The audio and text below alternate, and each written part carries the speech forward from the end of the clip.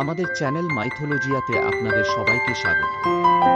এই চ্যানেলটি ছোট ও বড়দের জন্য বিভিন্ন ধরনের প্রাচীন, পৌরাণিক, অলৌকিক ও কল্পবিজ্ঞানের গল্প ও তথ্য নিয়ে সাজানো হয়েছে। আমাদের আজকের গল্প বিষ্ণু পুরাণের অন্তর্গত একটি কাহিনী, মৌন ব্রতভঙ্গের পাপমোচন।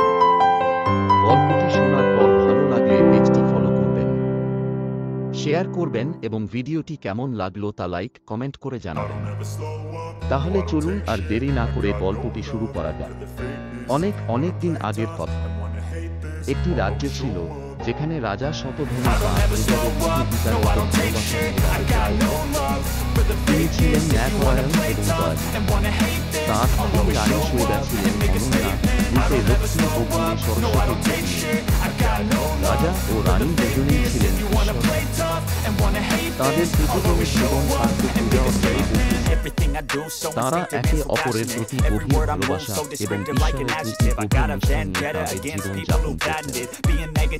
একদিন কার্তিক মাসের পূর্ণিমা রাতে, যখন আকাশ ভরে উঠেছিল রূপালী জ্যোৎস্নায়, রাজা ও রানী গঙ্গা নদীতে পবিত্র স্নানের জন্য। তাদের একটাই উদ্দেশ্য ছিল নিজেদের ভেতরের সমস্ত পাপ ও মলিনতা ধুয়ে ফেলা। স্নান শেষে রাজা গঙ্গার পাড়ে উঠে দেখলেন তার পরিচিত এক ব্যক্তি সেখানে দাঁড়িয়ে আছে। তিনি বুঝতে পারলেন সেই ব্যক্তির সঙ্গে কথা বললে তিনি হয়তো এই অনুভূতিতেই তিনি তার মৌনব্রত ভঙ্গ করে কথা বললেন। রাজা যে ব্রতটি এতদিন নিষ্ঠার সঙ্গে পালন করে এসেছিলেন তা ক্ষণিকের ভুলে নষ্ট হয়ে গেল। রানী তখন সূর্যের দিকে তাকিয়ে গভীরভাবে প্রার্থনা করছিলেন এবং এই ঘটনা সম্পর্কে কিছু জানতে পারেন। কালের নিয়মে রাজা এবং একদিন মৃত্যুবরণ। রানী সৈদা স্বামীর শোক সহ্য করতে না পেরে বারণ করলেন।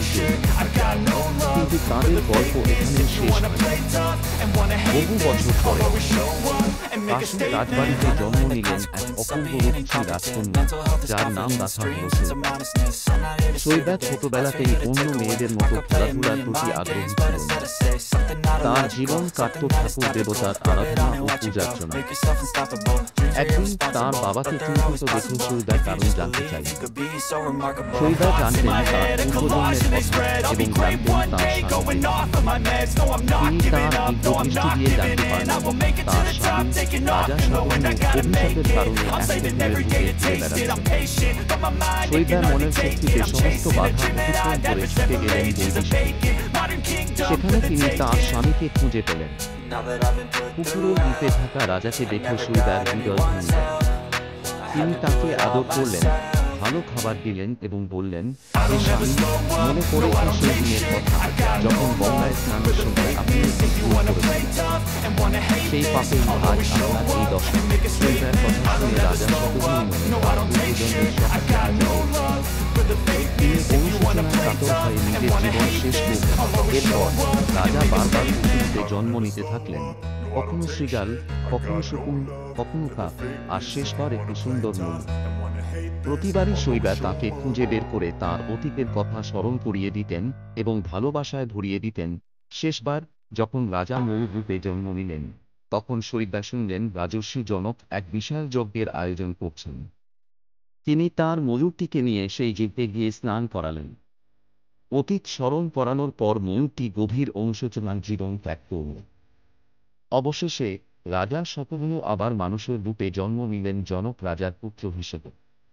তিনি রূপে এবং গুণে অতুলনীয় ছিলেন।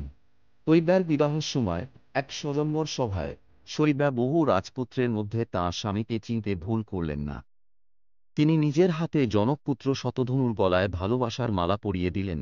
এইভাবে বহু জন্মের প্রতীক্ষার পর রাজা শতনু ও রানী সৈদার মিলন হল। তাঁদের প্রেম আর নিষ্ঠার অমর কাহিনী আজও মানুষের হৃদয়ে জ্বলজ্বল করে।